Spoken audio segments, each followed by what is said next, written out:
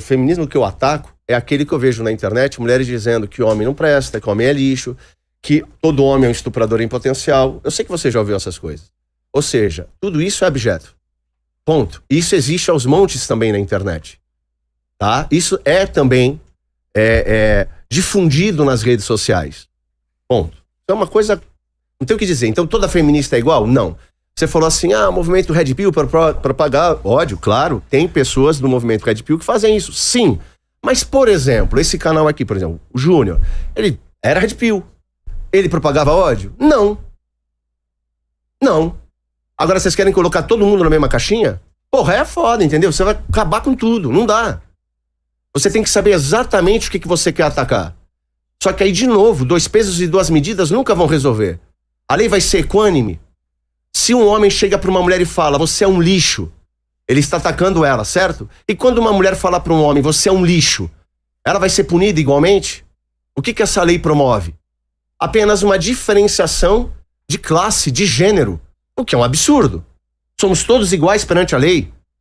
Isso aí já é inconstitucional em tese, cara. Mas, não sei como, no Brasil, tudo é possível. Agora, você falou algo interessante. Por que é inconstitucional? Porque todos somos iguais. Isonomia. Desculpa, só queria... Essa isonomia é necessária para a justiça. Outra coisa. Isso é importante. Outra coisa.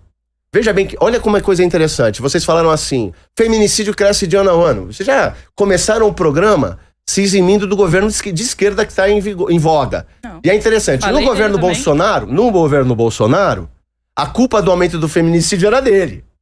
Agora é do movimento Red Pill. Porque não é do Lula. Aliás, se essa lei for entrar em vigor, será que o nosso presidente vai ser preso? Porque ele tem dezenas de falas misóginas, segundo algumas mulheres. Segundo algumas mulheres. E eu acho interessante. Então, vamos lá. Sabe, eu acho que a coisa tá tudo muito mal elaborada. Vocês têm que se definir no debate. É pra defender a lei? Então defendam a lei. Vocês não fizeram até agora. Não disseram o que é misoginia. Não definiram de uma forma tal que qualquer juiz possa julgar isso de maneira igual entre todos eles. Vocês não conseguiram dizer como são capazes de justificar o que passa no pensamento de um cara que tá falando alguma coisa, que pode ser uma piada, que pode ser sim uma opinião, que pode ser, por exemplo, um pensamento religioso dele, cultural. Ou seja, vamos acabar com o funk. Vamos acabar com o funk, com o sertanejo. Porque o estereótipo da mulher tá ali, a objetificação da mulher no funk tá ali. Bora! Vamos então, se é pra ser rigoroso, bora! Só que também vamos punir as mulheres com pensamentos misândricos, ou não é necessário? Porque o homem não precisa ser defendido. Aí a pergunta que entra, o ser humano não merece ser defendido? Todos. Todos. Seres humanos. Eu acho que aqui mora a questão. Vocês estão usando uma lei de racismo para justificar a misoginia, o que já é uma outra aberração. E vamos falar sobre isso se quiserem. Mas eu quero que vocês respondam essa pergunta, por favor. Eu já falei sobre isso. Você consegue formular uma definição de misoginia que seja simultaneamente objetiva, universalmente aplicável e independente da interpretação individual, de modo que 2 pessoas diferentes, analisando o mesmo caso, cheguem necessariamente à mesma conclusão jurídica? Por favor. Se quiser completar, doutora, fique em paz. Prefere? Pode ir. Não, acho que essa pergunta é um espantalho. O que é racismo? O que é capacitismo? O que é gerontofobia? Você é a favor do Estatuto do Idoso? Felipe, Jamile, vocês são a favor do Estatuto do Idoso? Do ECA? Vocês são a favor? Na hora que eu tiver que responder, eu te respondo. São coisas criadas pela sociedade para proteger setores em vulnerabilidade. E ninguém, você, né, não questiona o que é a gerontofobia. O que é a situação de penúria, vulnerabilidade que as crianças podem passar? E por que é que você precisa, logo, de um Estatuto da Criança e do Adolescente?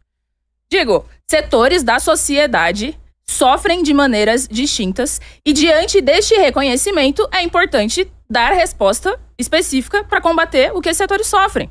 E o projeto de lei da misoginia é um passo contraditório, completamente insuficiente, inacabado, mas é um passo que veio fruto da nossa luta, das mulheres protestando contra a situação do feminicídio. Frágeis, então? Não, acho que as mulheres são um setor oprimido da sociedade. Sim. E culturalmente elas são vistas como mais frágeis. Culturalmente elas são vistas como submissas. Culturalmente elas são inferiorizadas, secundarizadas. O problema não tem a ver com a sua mulher. O problema aqui não é individual. E você gosta de debater sempre as coisas do ponto de vista individual. O problema não é a atitude individual do júnior, da sua mulher, seja de quem for. O problema é, existem ideologias, problemas sociais, que uma vez que são identificados, são respondidos politicamente, juridicamente, ideologicamente, etc, etc, etc. Estatuto do Idoso é uma resposta jurídica e política, num certo sentido, a um problema que existe na sociedade em relação ao setor em vulnerabilidade. Não tô dizendo com isso que idosos são inferiores. Tô dizendo que foi reconhecido que é um problema cultural. Logo foi dada uma resposta. Mesma coisa aqui em relação ao projeto de lei da misoginia. Veja, foi falado do Lula, tá? Não sei se você não ouviu, mas na nossa abertura aqui nós colocamos isso. E hoje, inclusive, as políticas do governo são completamente insuficientes, não só porque o Lula fala coisas machistas que não representam a luta das mulheres, não representam a luta da classe trabalhadora, mas porque ele submete o orçamento do combate à violência à mulher ao arcabouço fiscal, o que significa que ele submete a defesa da nossa vida aos interesses em primeiro plano dos capitalistas, dos empresários, dos banqueiros, etc. Agora, debatamos. Existe ou não uma corrente de pensamento red pill, de extrema-direita, inflada por esse ódio, por essa violência dos últimos anos? Existe ou não?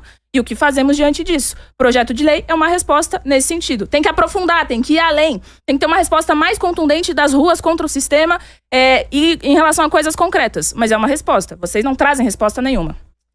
Uma coisa muito importante também que o Felipe colocou, Felipe, acho que você não é da área do direito, né? Não. Mas acho que é muito válida essa sua pergunta, né? De pra quem, o que significa a misoginia, como que a gente vai colocar isso, deixar isso bem definido, né? Tô esperando responder. Na verdade, Felipe, pra quem faz faculdade de direito sabe disso muito bem. No direito tudo depende. No direito nada é objetivo. E sabe por quê? Pela própria maneira como o direito funciona. Porque o direito vira pra mim, pra você, pra todo mundo e diz: todo mundo é livre, todo mundo é igual. Todo mundo é sujeito de direito. Mas na prática a gente sabe o tamanho da desigualdade no nosso país, o quanto que as nossas desigualdades também alteram a nossa opinião, a nossa vivência. Tem a ver com as opiniões que a gente tem. E por que eu tô falando de tudo isso? Porque não existe no Brasil nenhuma lei que seja objetiva dessa maneira. Vou te dar um exemplo. Recentemente, o Tribunal de Justiça lá de Minas Gerais, vocês devem ter acompanhado isso, que é um grande absurdo. Um desembargador do Tribunal de Justiça de Minas Gerais absolveu um homem que tinha estuprado uma menina de 12 anos. Ninguém, especialmente quem é pobre, especialmente homens pobres, ninguém confia no judiciário, Felipe. Ninguém. Ninguém que é pobre, ninguém que é um homem, ninguém que é uma mulher que depende do seu trabalho, confia no judiciário. Porque o judiciário tem viés. O salário dos desembargadores é altíssimo. Por que eu tô falando tudo isso? Porque a lei da misoginia sofre os mesmos problemas que todo o direito. E o que a gente tá falando aqui é que essa lei não vai resolver os nossos problemas. Ela tem uma coisa importantíssima que é um ponto simbólico, de dizer pra população que a misoginia é um problema. E aí você falou assim, por exemplo, o Lula vai ser preso com essa lei? Não, porque eu vou reafirmar aqui. Só ler lá o projeto de lei. O projeto de lei não criminaliza a opinião misógina. Ele criminaliza a exteriorização. Entendeu? Ele falou, né? Exatamente, eu falei aqui. Você pode pensar sua misoginia do jeito que você quiser. Ele seria preso. Mas quais que são as coisas? Vamos lá, quem é preso por racismo no Brasil? Você conhece alguém? Não existe isso. Calma aí. Não há prisão por racismo. Não há prisão por misoginia. Isso é impossível de acontecer. Ninguém é preso por racismo, ninguém vai ser preso por misoginia. Vocês precisam ler a lei. Vai então. Pode passar?